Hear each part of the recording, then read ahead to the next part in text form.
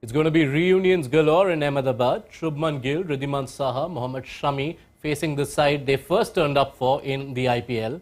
And you've got Lockie Ferguson and Rahmanullah Gurbaz, who were with KKR, now with Gujarat Titans. Lots to unfold. The toss has happened. There are team changes as well. We'll get into that. But hello and good afternoon to Matt Roller, to Deep Dasgupta, and to Tom Moody, who also joins us. Tom, hope you're feeling a little better. Yes, thank you. Yep, getting there slowly. Yeah, hope to see you in person soon. Deep made a long travel. Hope you've recovered as much as you can. Yeah, absolutely. Absolutely, I'm fine. And Roller, you've seen the Wankhede up close and front. How was that? Yeah, I enjoyed it, thank you. Not quite as hectic a schedule as Deep in the past 24 hours, but... Not the best of games to watch. Yeah, a little one-sided, but still a good atmosphere and a good occasion. You'll get a few more, though, so look forward to that. Gujarat have opted to bat. There is a big change right up front. No Hardik Pandya in this game. Rashid Khan, who did lead them once last season, will lead them again. He says Hardik Pandya is unwell. Could it be a bit of management already?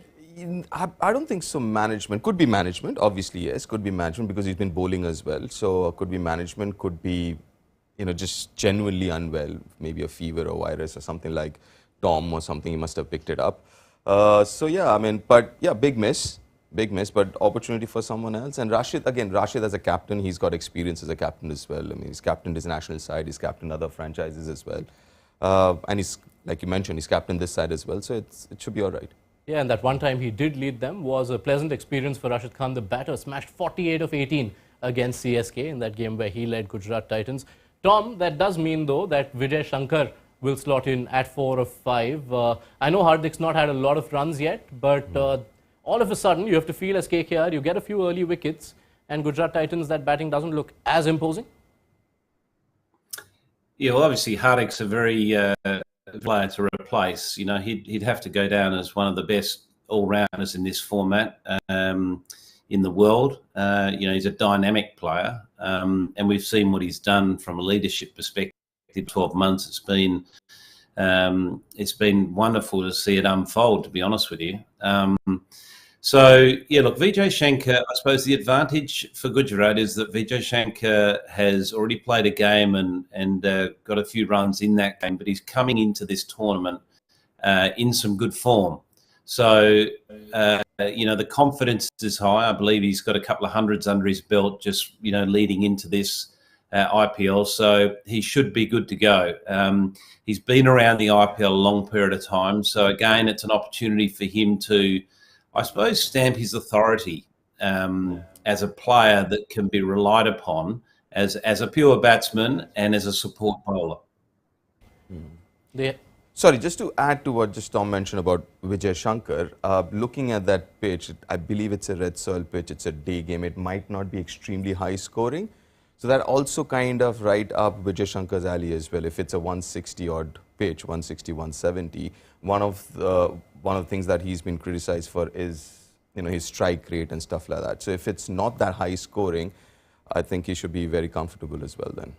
With Gujarat opting to bat, Matt, it continues a starting trend we've seen so far in the day games. All teams have opted to bat, and or at least all matches have been won by the teams who batted first in the day games. Yeah, it's something we see quite a lot of in the IPL, I think, is teams opting to bat first in day games. You have Dew is slightly less of an impact generally because of the fact it's not had the opportunity to settle in. And I think the other thing that we've noticed so far, if you think 2 of those 3 day games have been won by Rajasthan, and in both games, the new ball has done a lot for Trent Boult. That sort of almost twilight period that we talk about in pink ball games as well. So if you look at Gujarat's team and you think, who are they going to have opening the bowling? Mohammad Shami is the obvious one, who we've seen how destructive he can be. I think most notably in their last game at the Kotler.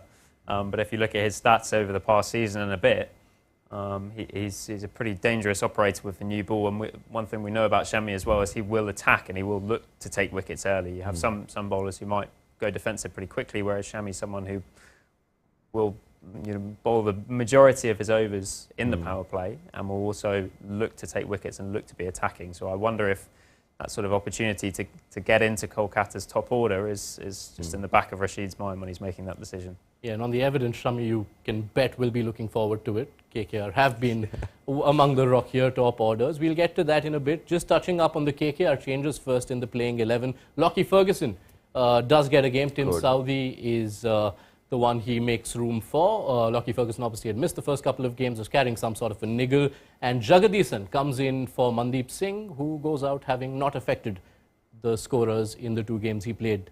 Good positive changes, Deep? Yeah, I think changes that kind of was on expected lines. First of all, let's talk about Mandeep. I think Jagadisan, he's had a really good domestic season, is more comfortable batting in that middle order.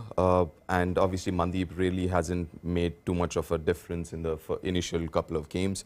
So, yeah, I think that was expected. Secondly, I also believe as far as being a day game is concerned, you needed Lockie Ferguson. It's not going to swing as much, obviously, in the afternoon. So obviously, I mean, and Lockie Ferguson with his pace, he is again a wicket-taking bowler. So yeah, makes a lot of sense. Let's just run you through those playing 11s. First up, like we mentioned, Lockie Ferguson and Jagadisan are the 2 new entrants in the KKR lineup. Would be interesting to see who slots in where. Ramanullah Gurbaz has been one of possibly their only impressive top order batters so far. The interesting thing, I mean, if you look at it, if that's the batting lineup as well, that is quite interesting, even though this is the bowling 11 for KKR.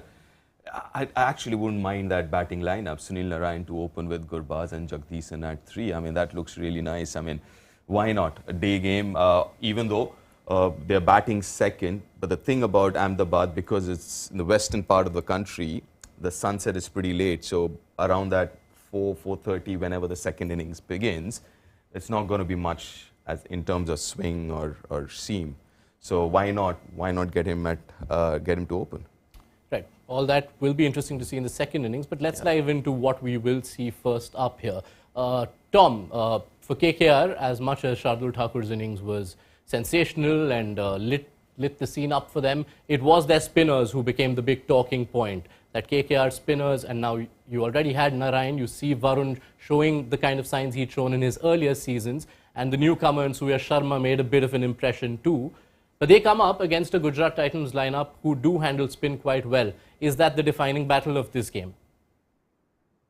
Yeah, I think it will be one of the significant battles. I also believe the inclusion of Lockie Ferguson is an important one for them because he gives them some genuine firepower, particularly in those middle overs.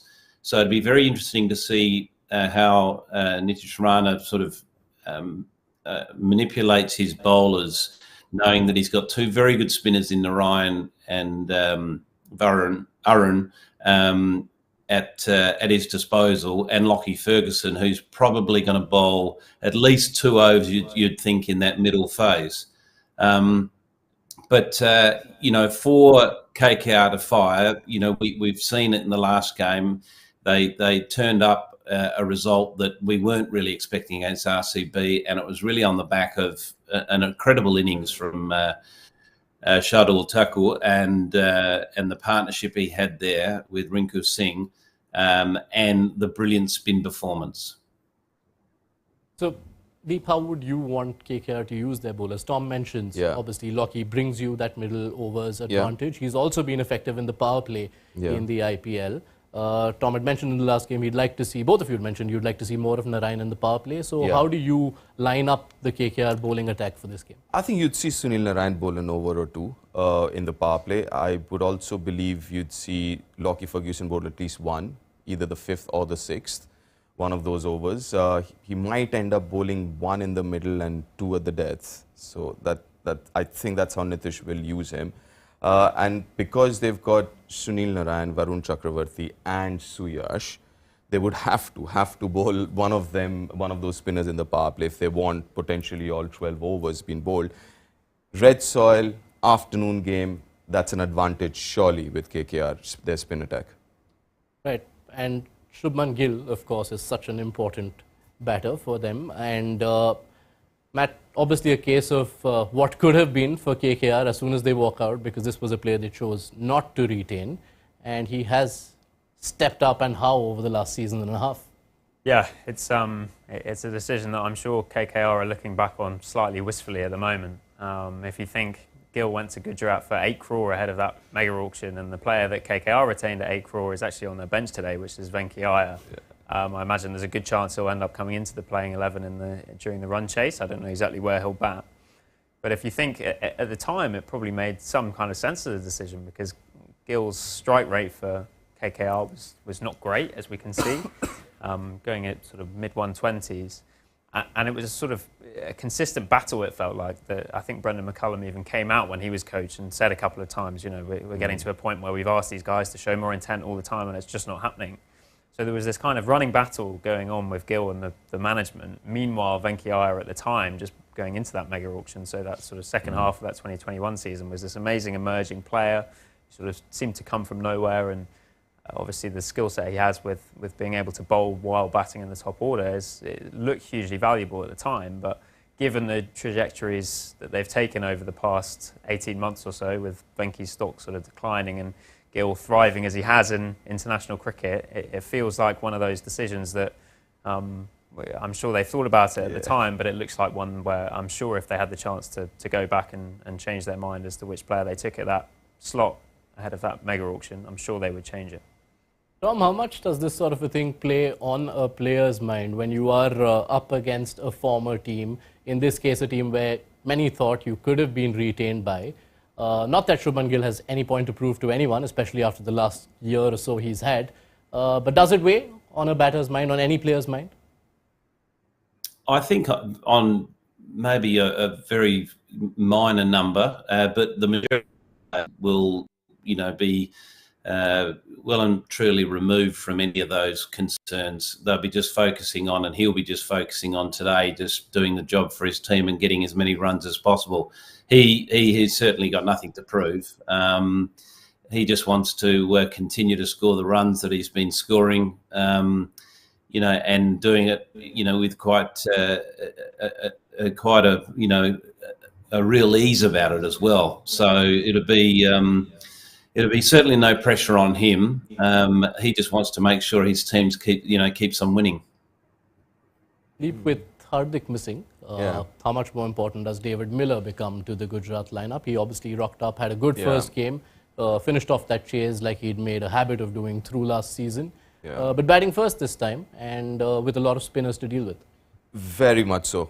In the absence of Hardik, obviously Hardik was batting at 4, knowing that you've got someone like a David Miller and Tewatia the back end of the innings. So obviously in his absence, Vijay Shankar, yes, he comes in, but that would also mean a little bit of unknown commodity, what you're going to get from Vijay Shankar. That would mean obviously a little more responsibility on David Miller and to a certain extent even Rahul Tewatia. But David Miller, because of all the experience that he's got and his current form as well, would depend a lot. Having said that, again, we're talking about 3 quality spinners in those middle overs. That'll be very, very interesting, because in the past, if you look at IPL, his major downfall has been against the spinners. It's not the pacers. He never struggled against them, but it was the spinners. So it'll be very, very interesting, those matchup as well. But I think the numbers will show you something surprising, that Sunil Narine has actually not dismissed David Miller in the IPL match. Yeah, I think I agree with Deep that it has been a downfall for Miller over the years, in that he's not always been the most comfortable player of spin. But I think last season in particular, we really saw him take his game against spin to a new level, and I think his numbers were a lot better. Perhaps as much as anything, that sort of role as a senior player, a senior batter, someone who is more comfortable playing out spinners at times and taking lower risk options, and therefore backing himself to catch up if he needed to against the seamers. And we've seen Miller's unbelievable record in run chases for Gujarat since he joined them. So it feels like Miller is at that perfect sweet spot of his career where he's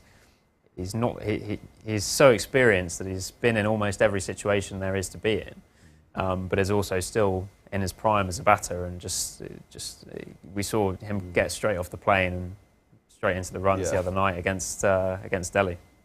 Yep, and it's form that has spilled over into international cricket as well. Remember that series in India?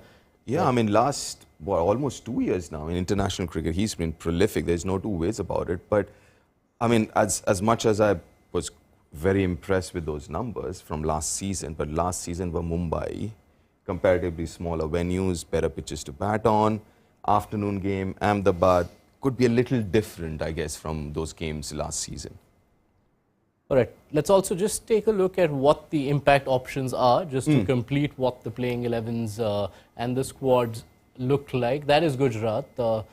As you can see, the impact options, this is Gujarat batting first, of course, against Kolkata. So you can see Abhinav Manohar is also in there as the additional batter. Vijay Shankar, of course, replacing Hardik Pandya in the 11. So you see good batting depth there, Matt. Obviously, yes. I mean, Rashid now being the captain, and you mentioned what he did last time around when he was the captain with his badge. So, yeah, I won't be surprised if he promotes himself up the order. But yeah, that looks really good. You know, you've got batting till Rashid, which is what, number 8. That's like proper, decent batting. And the other thing of interest, of course, is that there are only 3 overseas in that starting lineup. You'd imagine with Rashid Khan at 8, you don't need the cover of Matthew Wade having to come in as a batting sub. But Josh Little, you'd imagine, slots back in. Yeah, I think that seems to be how they're going to use it. Is going to have either Little or Dayal as the sort of substitute when they bat first, and then take off a specialist batter, so maybe Saeed Ashton, someone like that, during the run chase. And I would imagine Little will come straight in at half-time, given they've only named 3 overseas. But obviously Wade there is an option in case they have some spectacular batting collapse and feel that's the only way out. But I reckon Little is the strong favourite to come on. With 8 batters, if Wade is coming, I think this game might be over by the halfway mark. Let's also look at KKR and what impact options they are going in with. We had shown you the 11, the changes, as you can see, Jagadisan in, Lockie Ferguson in. They have got Mandeep on the bench, Venkatesh Iyer, who we'd imagine is likeliest to come up in the chase. They did use Anukul Roy as number 3 in that first game. Yeah. I mean, to be honest, I mean, Venkatesh has since last season for India and for KKR, he's batting at number 6. So even he can come in and bat at 6. But you got to feel for someone like Venkatesh Iyer after that fabulous second half of the season. His batting order has been moving up and down. And as a player, I mean, you really don't know how to approach, because it's totally different batting at 6 as compared to batting at number 1 or 2. It's not like from middle order you're going into number 6 or from middle order you're going to open. So it's like a huge difference. So yeah, it's interesting what role they've assigned him this season. Tom, KKR's batting often leaves us wondering what they're thinking. The top and middle order, it's been a while that they haven't fired. It's not just a question of these 2 games. You look at the last couple of seasons, that top 3 or 4 haven't really contributed, and then you're relying on the Russells and now the Shardul Thakurs. How would you like to see them line up in the first place? I think in any situation you want stability. So it's important that players feel like they're getting a one, role clarity, they know exactly what their role is in the side, and 2, consistency of a run in that position. So, you know, I suppose we've already seen just after 2 games, Mandeep Singh, you know, lose his spot at the top of the order. You know, are they going back to old habits of making changes too soon, or was that an initial selection that they regretted after 1 or 2 games? Either way, it's incorrect decision, you know, in the thinking. So really, for them to get back on track, apart from, you know, shipping in the world's best top order, which is not possible, is basically working with what they got, but making sure they're very clear on what their roles are, and giving them a consistent run in those positions. What's it been, Matt? I think 8 opening combinations since the start of last season. Unless they get Venkatesh Iyer to open with Ramanullah Gurbaz in the chase, it will probably be a 9th. So just no sort of clarity in those roles, is there? Yeah, and it's an interesting one. I'd be interested to hear what Tom has to say on this as well with regards to Sunil Narine, the batter, because we've obviously seen him over the past probably 5 or 6 years now as a pinch hitter. And I know Tom's worked with Narine in the 100 with Oval Invincibles, and they've sort of toyed occasionally with having him as an opener, as a top order player. I'm interested to know, sort of in the context of what you said, Tom, about the roles of batters and the importance of that, how you use someone like Narayan, and the times when you do choose to use someone like Narayan, how do you then make sure that everyone else is clear on what their role is in the rest of the team, and how do you make sure that those messages stay clear when you have a guy who's being injected to sort of add a little bit of chaos to the mix? Tom? Yeah, look, I think the Narayan experiment at the top of the order is over.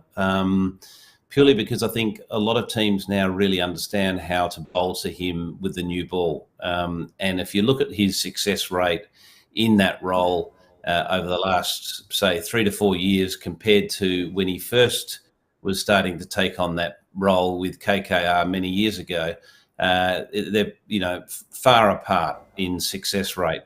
So I think Narayan as a floater down the order is a good option because he is a genuine six hitter, but you have to just make sure he can come in and, as using your word, chaos, he can come in and create chaos against bowling that is well suited to him, which is more often than not spin bowling. So what you tend to do is just let the people know that are either side of that position that this is a possibility. We might be using Sonny in this position. He might just be thrown in at the 10th over, the 12th over, whatever the over is, just to hit the ground running. One thing you do know with Sonny and Narayan is that he won't keep you guessing.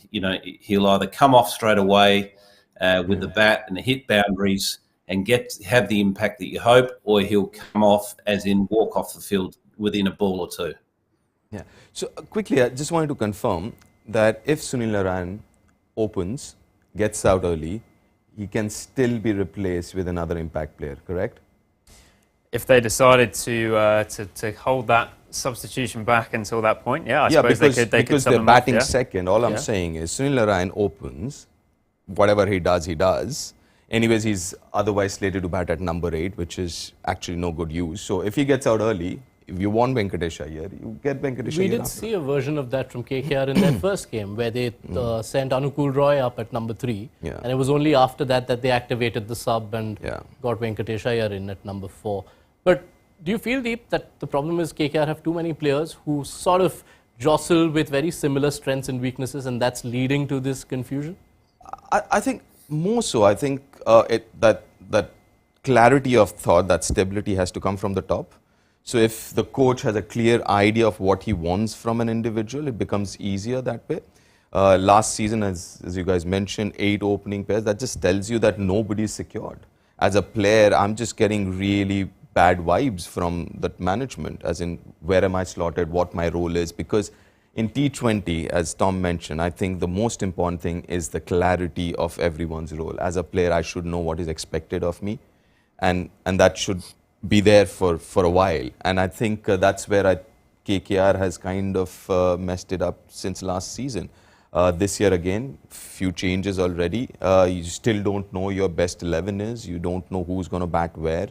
The sooner they sort this out, sooner there is clarity of roles and well-defined roles, I think the better it would be. In that sense, KKR fans are probably watching this and wondering, why are you saying so much? There is no clarity, and yet this is a team which stands with 1 win, 1 loss at this point. Let's not forget, because of that one innings, right? So I think Tom and I were discussing last game. There was a perfect game to actually tell the guys, and then tell the team, negatives, and they'd be more open to it because they won the game.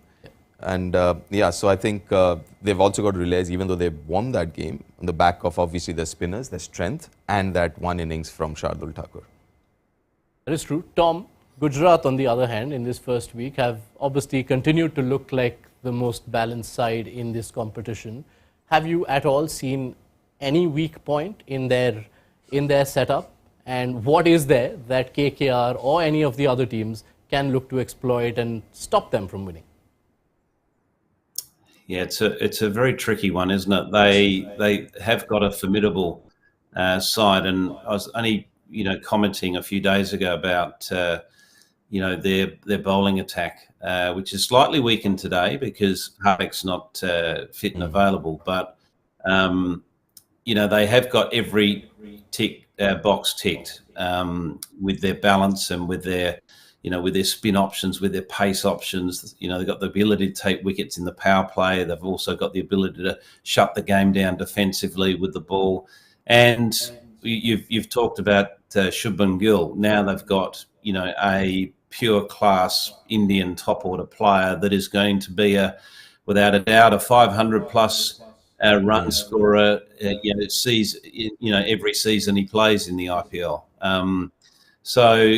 Look, what we did see last year, and it'd be interesting to see if this trend continues, is that all those small margins last year, they won those small margins. What would be interesting to see if they continue to win those small margins, whether we see that today, whether there's those little moments where KKR can get back into the game and they don't because, GT take that small margin. That's going to be the interesting thing, how their season goes this year, because, they had that sort of luck of just taking every opportunity that was presented last year. All right, almost out of time on this one. Let's get predictions from everyone, starting with you, Tom. What's your first innings score? Well, judging on what people are saying, that it's potentially red soil, slow, may turn, I'm going to say it's 164. A little low for we haven't seen first innings scores in the day games in that range yet. I'm going to go a little high. I'm going to say 171. Little higher. That's not a lot of room there. Yeah. Matt? I think I'll go even lower than Tom, maybe mid 150s, 155. Ooh, that's an interesting range then. So between 155 and 171, let's see which of these fine gentlemen got that correct. That will do it from us. Be sure to download the ESPN Cricinfo mobile app if you haven't already. That will help you see who got where in these predictions, and with the scores available on Play Store and App Store, download it right away if you haven't already. We'll see you after the end of the first innings in Gujarat versus KKR. Thank you for tuning in.